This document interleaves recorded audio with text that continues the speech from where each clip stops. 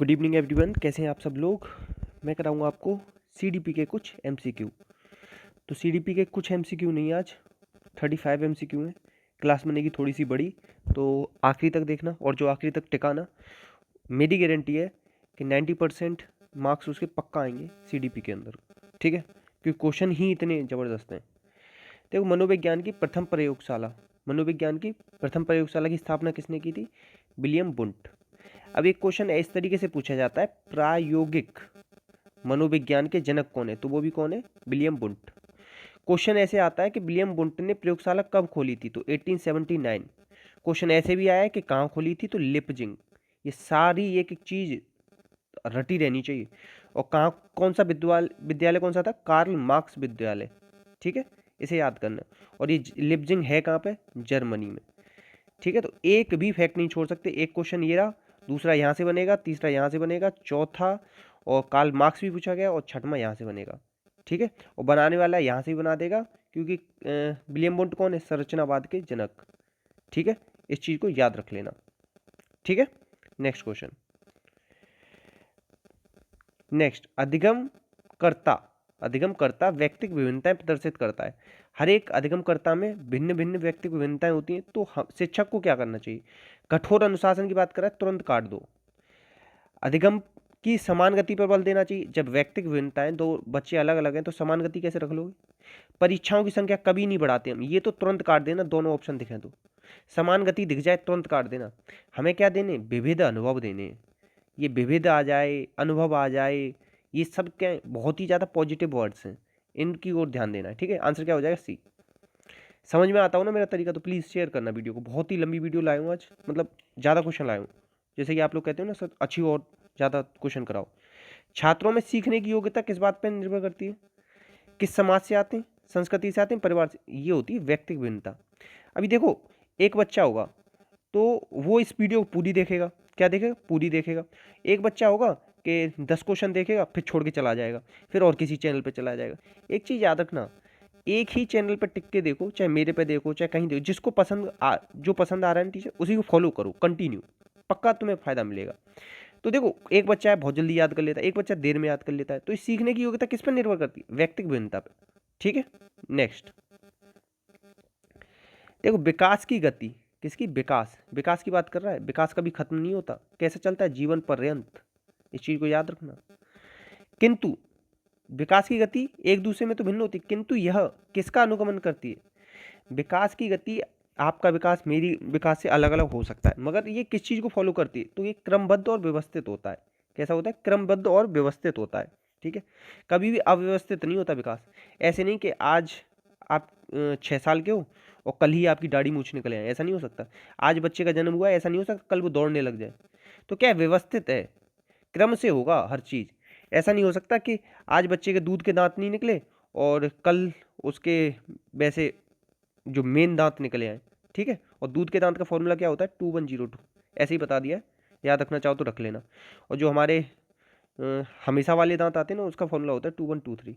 Science की चीज़ें ऐसी बता दिया है एक्स्ट्रा में। नेक्स्ट, डैश अधिगम की प्राथमिक नियमों में से एक है। अधिगम के प्राथमिक नियम किसने दिए? थॉर्नडाइक ने दिए। किसने दिए? थॉर्नडाइक। बालू का सिद्धांत, बहुखंड सिद्धांत, परमाणुवाद सिद्धांत, ये सब इनका है। इन्होंने दो तरीके के नियम दिए थे अधिगम के, एक तो मेन नियम दिए थे और एक गौण नियम दिए थे। ठीक है, कितनी बार नहीं बताया मैंने आपको? तत्परता, अभ्यास, प्रभाव, बताया नहीं बताया? खुद बताओ। तो ये प्रभाव का नियम जो है ना, ये कौन सा नियम है? ये अधिगम के प्राथमिक नियमों में से आता है। ठीक है, और अगर ये पूछ ले अधिगम के प्राथमिक नियमों में सबसे मेन कौन है, तो सबसे मेन है तत्परता। जब तक तत्परता का मतलब है रुचि, जब तक रुचि नहीं होगी, तत्परता नहीं होगी, कितना भी मैं जोर लगा लूँ, पढ़ोगे ही नहीं आप। जब तक खुद में तत्पर नहीं होगे, खुद में तत्पर नहीं होगे ना, मतलब अगर खुद में अगर कोई आदमी तत्पर है, तो उसके पास नोटिफिकेशन आ रहा है या नहीं आ रहा है, वो डेली आएगा, डेली एक बार वीडियो देख के जाएगा। हिंदी की भी देखेगा, साइकोलॉजी भी देखेगा। अगर किसी को टॉप करना है तो अब भैया तुम्हें नंबर ही लाने, पास होने लायक तो नहीं हो कोई उसका इलाज। फिर आंसर क्या हो जाएगा इसका? बी। नेक्स्ट, जब व्यक्ति की एक परिस्थिति से दूसरी परिस्थिति में सीखना व निष्पादन को प्रभावित करता है। एक परिस्थिति में तुमने कोई चीज़ देखी, सीखी तो दूसरी परिस्थिति को क्या करी, प्रभावित करी, तो उसे क्या कहते हैं, उसे कहते हैं अधिगम का स्थानांतरण। और ये कितने प्रकार से होता है, ये 3 प्रकार से होता है। पहला होता है पॉजिटिव, दूसरा होता है नेगेटिव, तीसरा होता है जीरो ट्रांसफर। अगर कोई पहले सीखी हुई चीज़ दूसरी सीखी हुई चीज़ को फायदा दे तो पॉजिटिव, अगर घाटा दे मतलब ऐसे समझो तो नेगेटिव, और अगर कुछ ना करे तो जीरो ट्रांसफर हो जाता है। ठीक है, इस तरीके से समझ लो, 3 होती हैं, याद रखनी पड़ेंगे आपको। नेक्स्ट, इसमें से किसने गेस्टाल्टवाद से संबंधित कौन है, गेस्टाल्टवाद कब आया था, 1912। बताते बताते परेशान हो गया मैं से, किसने दिया था, गेस्टाल्टवाद के जनक पूछता है कौन है, बर्दीमर। गेस्टाल्टवाद में सबसे ज्यादा प्रयोग किसने किए, कोहलर। किसने करें, कोहलर ने। किस पे करें, चिंपैंजी पे। किस पे, चिंपैंजी पे। क्या नाम था, सुल्तान। कहाँ पे किए थे, टेनरीफ द्वीप, केनारी शहर, फ्रांस का था। ठीक है, ये सब मैंने आपको बताया है, और इतना याद रख लेना, आंसर क्या हो जाएगा, कोहलर। ठीक है, और स्किनर का क्या सिद्धांत था, RS सिद्धांत था। ठीक है, ये चीज़ याद रख लोगे आप। ठीक है, और RS क्या है, RS मतलब है रेस्पॉन्स स्टिमुलस थ्योरी। ठीक है, और पावलोव को तो 1904 में नोबेल मिला ही था कुत्ते पे प्रयोग करने के लिए। ठीक है, और एक चीज़ याद रखना, बहुत पूछा जाता है कि शिक्षा शास्त्री कौन नहीं है, तो पावलोव शिक्षा शास्त्री नहीं है और ना ही मनोवैज्ञानिक है। ठीक है, इस चीज़ को याद रखना, पावलोव कोई मनोवैज्ञानिक नहीं था। इसके यहाँ तो पता क्या था, इसके यहाँ जैसे एक लैब में काम करता था, तो एक असिस्टेंट था, वो एक उसका कुत्ता था, तो वो जब भी आता था ना, कुत्ते के मुंह से लार आने लगती थी, तो उसी को देखते देखते इसने अचानक से प्रयोग किया और वो सफल हो गया। वो वाला कहानी हुई थी पावलोव के साथ। ठीक है, और ये 1904 में नोबेल मिला, इसे याद रख लेना। नेक्स्ट क्वेश्चन, आपकी आंखों का रंग है, मेरी का काला है, किसी का हो सकता है कि ब्राउन हो, किसी का हो सकता है ब्लू हो। तो ये ब्लू, ब्राउन, ब्लैक किसकी वजह से होती हैं, ये आपके वातावरण से मिल सकती हैं आंखें, हार्मोन से मिल सकती है, समाज से मिल सकती है, आनुवंशिकता है, जैसे मम्मी पापा की होंगी वैसे ही आपकी होंगी। ठीक है, नेक्स्ट देखो, अंतर्मुखता बहिर्मुखता, ये पता है क्या कह रहा है, ये कह रहा है एक होता है अंतर्मुखी, एक होता है बहिर्मुखी। आप लोग सोचो, हमने तो अंतर्मुखी बहिर्मुखी पढ़े हैं, ये तो अंतर्मुखता बहिर्मुखता हो सकता है वही हो, वही नहीं है, अलग चीज़ है। ये दिया है हेंस आइजेंक ने, और ये दोनों किसने दिए, ये दिए युंग ने। इन दोनों चीज़ों में अंतर है, याद रख लेना। अंतर्मुखी बहिर्मुखी पूछे तो युंग ने दिए, अंतर्मुखता और बहिर्मुखता पूछे तो आइजेंक ने दिए। ठीक है, नेक्स्ट, कक्षा 3 के विद्यार्थी के लिए इसमें से कौन सा सबसे अच्छा माध्यम है, तीसरी कक्षा का वाला का, ये चीज़ ध्यान रख लेना। अगर कभी लिख के आए ना कि तीसरी का बच्चा है, 5वीं का या 8वीं का, उसी के हिसाब से सोचना। तो सबसे ज़्यादा उसके लिए मतलब क्या अच्छा माध्यम है शिक्षण के लिए, व्याख्यान किसी को पसंद नहीं आता, मुझे पसंद नहीं आता कोई डायलॉग सुनाता रहे। ठीक है, सृजनात्मक क्रियाकलाप या प्रायोगिक विधि या सामूहिक वार्तालाप, वार्तालाप से भी कुछ नहीं हो रहा, तो उसे क्या बताना है, अच्छा माध्यम। तो अच्छा माध्यम क्या हो सकता है, सृजनात्मक क्रियाकलाप या प्रायोगिक विधि। प्रयोगशाला भी तीसरी क्लास में तो उतना देंगे नहीं, हम क्या दे देंगे उसे, सृजनात्मक क्रियाकलाप देंगे। क्या देंगे, सृजनात्मक क्रियाकलाप, भी लगा लेना। ठीक है, नेक्स्ट नेक्स्ट है सॉरी, निःशक्त बालकों की शिक्षा के लिए कौन सा प्रावधान किया गया है। निःशक्त बालक समझ रहे हो, जो कमी होती है जिनमें, मतलब कुछ ना कुछ कमजोरी होती है, वो सबको हमें कैसे पढ़ाना है, इंक्लूसिव एजुकेशन। इंक्लूसिव एजुकेशन, मुख्य धारा नहीं, समाकेत नहीं, समावेशी शिक्षा में। कौन सा, समावेशी लगा के आना हमेशा, समावेशी। ठीक है, ये लगा के आना। नेक्स्ट है अधिगम का क्रिया प्रसूत अनुबंधन सिद्धांत। इसे ही क्या कहते हो, इसे ही कहते हैं ऑपरेंट कंडीशनिंग, या इसे ही कहते हैं इंस्ट्रूमेंटल कंडीशनिंग। ये सब किसने दिया था, और ये दिया था स्किनर ने, और स्किनर ने क्या दिया था, प्रोग्राम्ड लर्निंग। क्या दिया था, प्रोग्राम्ड लर्निंग। तो आंसर क्या हो जाएगा क्रिया प्रसूत का, ये हो जाएगा स्किनर। टॉलमैन ने क्या दिया, चिन्ह सिद्धांत दिया है। क्या दिया, चिन्ह सिद्धांत, याद रख लेना। और थॉर्नडाइक ने तो बहुत सारी चीज़ दी है, और इन्होंने व्यक्तित्व को किसके आधार पर बताया, व्यक्तित्व को बताया चिंतन के आधार पर। किसके आधार पर, चिंतन के आधार पर। 3 प्रकार से बांटा है, स्थूल, सूक्ष्म और प्रत्यक्ष। प्रत्यक्ष, स्थूल, सूक्ष्म, इस तरीके से 3 तरीके से बांटा है। ठीक है, नेक्स्ट अब आ गया भैया बंडूरा। बंडूरा से मतलब समझ रहे हो, बोबोडोल, इतना तो याद आना ही चाहिए, बंडूरा और बोबोडोल। कि सभी बच्चे प्रतिमानीकरण द्वारा सीखते हैं। इसने क्या बताया था, प्रतिमान बना के सीखते हैं सारे बच्चे। तो इसके मतलब क्या है, इसका मतलब है क्या निरीक्षणात्मक अधिगम, इसका था बंडूरा का था सोशल लर्निंग थ्योरी। और बंडूरा के 4 स्टेप याद रखना। 4 स्टेप्स कौन कौन से? अटेंशन, रिटेंशन, रिप्रोडक्शन और मोटिवेशन, ARRP। ठीक है, इतना याद रख लेना। ठीक है, ये क्या आ गया? ठीक। और अंतर्दृष्टि की कौन बात करता है? गेस्टाल्ट बात करता है। और किस तरीके से देखता है किसी भी चीज़ को? पूर्ण तरीके से देखते हैं हम। ठीक है। अभ्यास की बात किसने करी है? थॉर्नडाइक ने। अभ्यास, त्रुटि और अभ्यास का नियम दिया था ना, trial and error theory. Next है अधिगम का स्थानांतरण के 2 तत्व। कितने तत्व? द्वैत तत्व। मैंने बताया बहुत बार, G और S जर्नल सब में होता है 95%, स्पेशल होता है 5%। किसने दिया था? स्पीयरमैन ने। ठीक है। और द्वितत्व या द्विकारक का सिद्धांत बोलते हैं इसे। ठीक है। और त्रितंत्र सिद्धांत किसने दिया है? त्रितंत्र, स्टर्नबर्ग। ठीक है। और त्रिस्तरीय पूछ ले तो त्रिस्तरीय दिया था कैरोल ने। ठीक है। और अगर पूछ ले कि बहुबुद्धि सिद्धांत किसने दिया तो गार्डनर ने। और पूछ ले बहुकारक सिद्धांत किसने दिया है? कौन सा? बहुकारक, तो वो थॉर्नडाइक ने दिया है। और बहुबुद्धि पूछ ले तो गार्डनर ने दिया है। ठीक है, इतना याद रखना। और गिलफोर्ड की क्या है? 3 डायमेंशनल थ्योरी, जिसमें इन्होंने 120 अवयव बताए थे सबसे पहले। ठीक है, याद रखना। विषय वस्तु, संक्रिया, उत्पाद, इस तरीके से भी बताया था तीनों वो। ठीक। नेक्स्ट, व्यक्तियों में एक दूसरे से भिन्नता क्यों होती है? ये होती है वंशानुक्रम और वातावरण की अन्योन्य क्रिया के कारण। हमने क्या बताया था? एक बार बताया था ना, हेरिडिटी और एनवायरनमेंट के प्रोडक्ट होते हैं हम। और ये बात किसने करी थी? ये बात कही थी वुडवर्थ ने। और इसी के अंदर अगर टाइम का गुणा कर दो तो ये बात किसने करी है? फिर रॉस ने। दोनों अलग अलग चीज़ें इतनी आई तो वुडवर्थ ने कहा है। और बीच में इनटू आएगा और पहले हेरिडिटी आएगी। हर चीज़ चेंज कर करके दे रखी है एग्जाम में। एक बार प्लस लगा दिया था, एक बार ई और एच दे दिया था, अलग अलग घुमाने के लिए कैसे भी घुमा सकता है, मगर पहले हेरिडिटी लाना, फिर एनवायरनमेंट लाना और बीच में गुणा लाना। इतना आए तो वुडवर्थ लगा के आना। अगर इसके साथ टाइम का भी गुणा कर दे तो रॉस लगा के आना। और रॉस किससे रिलेटेड? प्रकृति से रिलेटेड। और रॉस क्या कहते हैं? 12 साल तक बच्चे को स्कूल मत भेजो।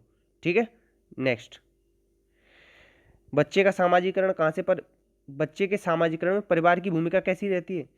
तो परिवार रहता है मुख्य। या पूछ ले कि बच्चे का सामाजिकरण कहाँ से शुरू होता है? तो वो स्टार्ट होता है परिवार से। कहाँ से? परिवार से। नेक्स्ट, मनोविज्ञान का शिक्षा के क्षेत्र में सबसे ज़्यादा योगदान क्या है? तो इसका योगदान है बाल केंद्रित शिक्षा। अगर कोई पूछ ले शिक्षा मनोविज्ञान के जनक कौन है? तो शिक्षा मनोविज्ञान के जनक है थॉर्नडाइक। कौन है? थॉर्नडाइक। ठीक है। शिक्षा मनोविज्ञान की शुरुआत कहाँ से होती है? अगर कोई पूछ ले शिक्षा मनोविज्ञान की शुरुआत कहाँ से हुई है? तो 1900 से हुई है। कहाँ से हुई है? 1900 से हुई है।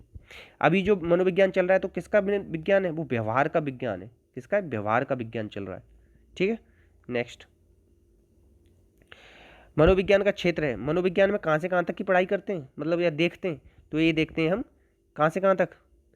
गर्भावस्था से लेके शैशवावस्था की विशेषता एक केवल एक पक्ष काट दो, गर्भावस्था ही काट दो, बाल्यावस्था ही काट दो। इसमें ना बहुआयामी दिख रहा है। गर्भावस्था, शैशवावस्था, बाल्यावस्था सब आ जाएंगी इसमें। तो आंसर क्या हो जाएगा? डी। इस तरीके से भी लगा लिया करो। नेक्स्ट, प्रारंभिक बचपन की विशेषता क्या है? प्रारंभिक बचपन की विशेषता पूछ रहा है। तो अत्यधिक रोना और असुरक्षा। प्राथमिक बचपन समझ रहे हो? अर्ली चाइल्डहुड कह रहा है। ये कहाँ से होगा? 2 से 6 वर्ष। ठीक है। और अत्यधिक, पहले तो इसे देखो, विरोधी की इच्छा कहाँ होती है? ये तो किशोरावस्था में होती है, तो ये तो होगा नहीं। अपनी उम्र के बच्चों के साथ मिलना, तो अर्ली चाइल्डहुड में ये चीज़ें नहीं आती। अत्यधिक रोना या असुरक्षा, ये शैशवावस्था में आती है। देखो, जो अर्ली चाइल्डहुड का बच्चा होगा ना 2 से 6, तो ये कैसा होगा? ये अवज्ञाकारी होगा, नकारात्मक होगा, विरोधी होगा, जिद्दी बच्चा होगा।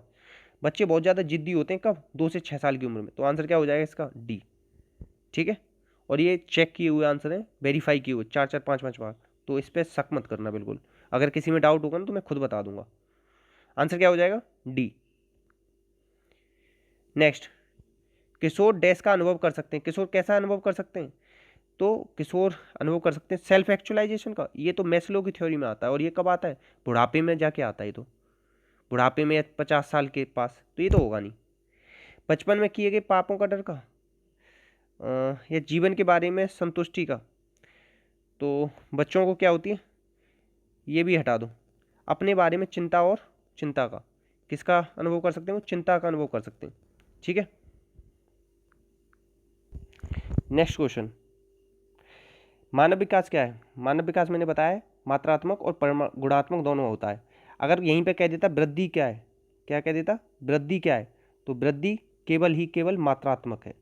ये चीज़ याद रख लें, दोनों में अंतर है। विकास पूछे तो दोनों हैं गुणात्मक और मात्रात्मक, वृद्धि पूछे तो मात्रात्मक।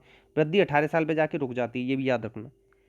नेक्स्ट, विकास का अपेक्षित परिणाम क्या है? तो इसमें क्या होता है विकास में ना परिपक्वता और अनुभव दोनों शामिल होते हैं। विकास ना बहुआयामी होता है। क्या होता है? बहुआयामी टर्म है, बहुत ही बड़ी चीज़ है विकास। विकास है ये, और इसके अंदर थोड़ा सा पार्ट है वृद्धि, जिसे कहते हो आप ग्रोथ। ये पूरा विकास है, इसके अंदर थोड़ा सा होता है वृद्धि का। ठीक है, नेक्स्ट देखो, वृद्धि जैविक प्रणाली में क्या दर्शाती है? वृद्धि क्या दर्शाती है? तो ग्रोथ क्या दिखाएगी? किसी विशेष जीव के आकार के द्रव्यमान में वृद्धि, संरचना और कार्य क्षमता में। ये तो क्या होता है? ये तो विकास होता है। परिपक्वता भी विकास होता है। और वृद्धि से जोड़ना, इसमें बताया नहीं।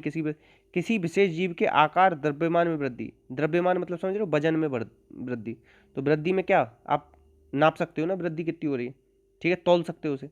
जैसे 10 किलो का था बच्चा, आज 20 किलो का हो गया, मतलब टाइम में। तो आंसर क्या हो जाएगा? डी। नेक्स्ट, भाषा की पाठ्यपुस्तक में सबसे ज़्यादा महत्वपूर्ण चीज़ क्या है? तो व्याकरणिक नियम हटा दो। और कागज़ की गुणवत्ता ठीक है, मगर उतना अच्छा नहीं। कागज़ पहले शुरुआत में ये नहीं कागज़ देखेंगे, कागज़ बहुत अच्छा है, क्लासमेट का कागज़ है कुछ नहीं उसके अंदर, तो नहीं। वस्तुनिष्ठता नहीं। पाठों का उद्देश्यपूर्ण चयन, उद्देश्यपूर्ण होनी चाहिए चीज़ें। आंसर क्या हो जाएगा? सी। नेक्स्ट है मौखिक कुशलता में क्या शामिल है? मौखिक कुशलता में क्या होना चाहिए? तत्सम शब्दों का होना चाहिए। संस्कृत से कार्य हो गया तो तत्सम शब्द। तीव्र गति से बोलना, धीमे तीव्र सब तरीके से बोलना चाहिए, मतलब होना चाहिए सामने वाला कैसा समझ रहा है उस तरीके से। बोलते समय दृष्टांतों का प्रयोग, बच्चा है कोई बड़ा बूढ़ा नहीं है। तो इसमें क्या होना चाहिए? विभिन्न प्रकार के औपचारिक अनौपचारिक को बेझिझक, देखो पहला शब्द तो अच्छा ही मतलब बेझिझक, और बोलने की कुशलता, कुशलता पे जोर दे रहे हैं। आंसर क्या हो जाएगा? डी। नेक्स्ट, बच्चे विद्यालय आने से पहले क्या होते हैं? कोई भी भाषा बोल नहीं सकते ऐसा तो है नहीं, अपनी भाषा तो बोलते ही, घर पे बोलते हैं। सभी भाषाएं पढ़ सकते हैं ऐसा तो है नहीं, इंग्लिश पढ़वा के दिखा लो नहीं पढ़ पाएगा। सब कुछ लिख सकते हैं, इतना नहीं लिख जानता, सब कुछ नहीं लिख पाएगा। अपने बोलचाल की भाषा के अनुभवों से लैस होते हैं, अपने बोलचाल की भाषा के अनुभवों से लैस होते हैं। आंसर हो जाएगा डी। नेक्स्ट, सुनना कौशल में क्या शामिल है? सुनना कौशल में शामिल है ध्यान, प्रश्नों का ध्यानपूर्वक सुनने की क्षमता, दूसरों की बातों को सुनने, धैर्य और प्रतिक्रिया। सुनने में क्या आना चाहिए? प्रतिक्रिया, धैर्य और सुनना सब आनी चाहिए। आंसर क्या हो जाएगा? ए। अब देखो ध्यानपूर्वक सुनना ना, तो इसमें ही आ जा रहा है, क्षमता इसमें ही आ गया ना ये, और इसमें साथ में और क्या आएगा? रुचि, धैर्य, प्रतिक्रिया, ये तीनों और चीज़ें और जोड़ दी, तो ए क्या हो गया? बहुत अच्छा आंसर बन गया। नेक्स्ट, श्वास पढ़ते समय कठिनाई का अनुभव करता है। किसका? कठिनाई का। कब? पढ़ते समय। पढ़ने से रिलेटेड क्या होती है? डिसलेक्सिया। ये क्या होती है? पढ़ने से। डिस्कैलकुलिया किससे होती है? गणित से। ये है डिस्ग्राफिया, तो डिस्ग्राफिया किससे होती है? लिखने से। डिस्थीमिया किससे होती है? तनाव से। किससे होती है? तनाव से। ठीक है, याद कर लेना। आंसर क्या हो जाएगा? सी। ठीक है, नेक्स्ट, इसमें से सामाजिक अधिगम का सिद्धांत किसने दिया? सामाजिक अधिगम का सिद्धांत किसने दिया? क्वेश्चन नंबर 1 जवाब दोगे आप कमेंट बॉक्स में। ठीक है, नेक्स्ट, उच्च प्राथमिक स्तर पर बालक की विशेषता क्या नहीं है? उच्च प्राथमिक स्तर समझ रहे हो? अपर प्राइमरी लेवल पर बच्चे की विशेषता क्या नहीं है? तो अपर प्राइमरी लेवल पे कार्य को शीघ्रता से करेगा, व्यवहार को प्रदर्शित करेगा, अनुभव को उच्चार रखे, डेटिंग वेटिंग नहीं करता बच्चा, ना ही डेटिंग करता नहीं कुछ।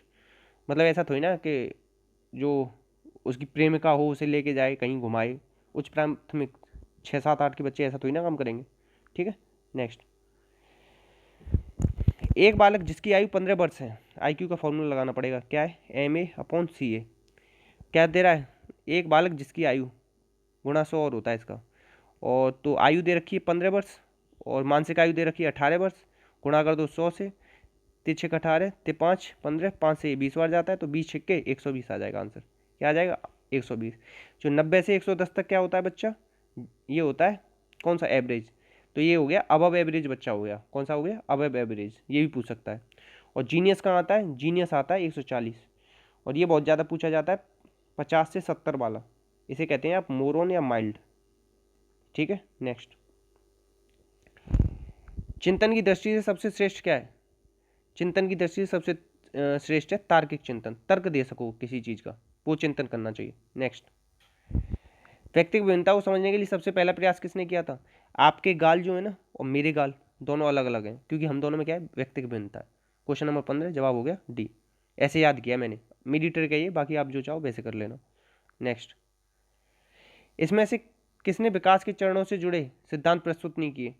देखो, पियाजे ने तो 4 अवस्थाएं बताई हैं, एरिक्सन ने 8 अवस्थाएं बताई हैं, इसने कौन सी बताई? Oral, anal, phallic, latency, genital 5 बताई। बंडूरा ने कहाँ बताई हैं? ये तो सामाजिक अधिगम सिद्धांत दिया है, सामाजिक अधिगम सिद्धांत, ये क्वेश्चन मैंने ऊपर ही पूछा था। ठीक है, अभी अगर बहुत सारे लोग नहीं समझ पाए होंगे तो इतने क्वेश्चन थे 35। कितनी देर में कराएं? 20 मिनट में मैंने आपको 35 क्वेश्चन कराएं और आपको उसमें एक्सप्लेन भी किया है खूब सारा। अब बताना प्लीज़, ये अब आप लोगों की जिम्मेदारी रही, इसे आप कैसे शेयर करते हो। मैं अपने हिसाब से पूरा काम करूँगा और मेरी गारंटी है 90% प्लस आपके मार्क्स आएंगे, पक्का आ जाएंगे, भरोसा रखो बस। या मैं जब करा रहा हूँ ना, इसके बाद अपने कोई मॉक टेस्ट लगा के देखो, प्रीवियस ईयर लगाओ, अपने आप निकलने चालू हो जाएंगे आंसर। मगर एक काम करना, प्रीवियस ईयर लगाना, और कल ना ग्रेड अप पे एक क्या होगा, अरे ये तो शाम को जाएगी वीडियो, चलो मैं हिंदी वाली उसमें क्लास में भी बता दूंगा आपको। ठीक है, वैसे ग्रेड अप वगैरह पे ना मुक टेस्ट होता रहता है, उसे दे लिया करो। ठीक, बाकी अपना अपना ख्याल रखना। जय हिंद, जय भारत।